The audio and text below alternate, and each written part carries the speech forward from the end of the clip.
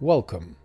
In this episode, we're going to analyze the practical use of the biomechanical model of the units. Our model today is Chiara.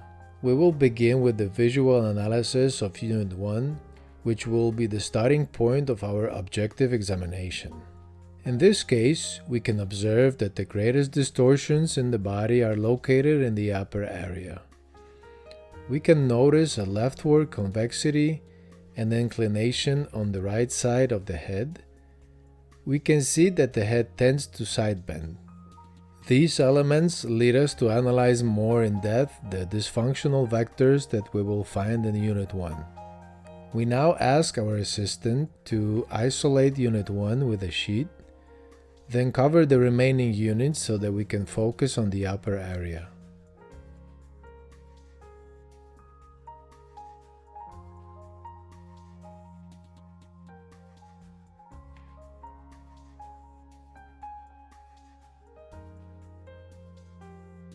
Once we have positioned the sheet, which will be at the level of the D4 vertebra, we can focus on Unit 1 and notice the previously described dysfunctions. Again, the leftward inclination of the head, flexion, and convexity. We now ask our assistants to isolate the remaining parts of the body, then cover Unit 1.